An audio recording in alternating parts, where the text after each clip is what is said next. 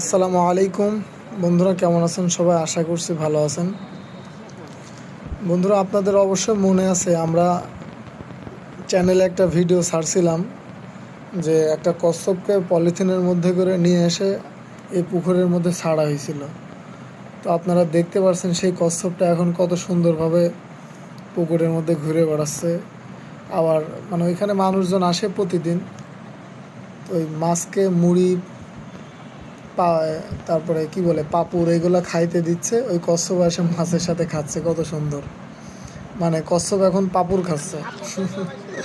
বিষয়টা ভালোই। তো সে এখন মুক্তভাবে থাকে, তো এটা অনেক ভালো লাগার একটা বিষয়। আর অবশ্যই কালকে আমরা আরেকবার যাব। এখানে অনেক পরিমাণে মাছ থাকে, মাছদেরকে খেতে দেয়, দেখতে অনেক সুন্দর লাগে। ওইগুলো আপনাদের সাথে ইনশাল্লাহ কালকে শেয়ার করব। চ্যানেলে ভিডিও আসবে একটা। তো ঠিক আছে বন্ধুরা।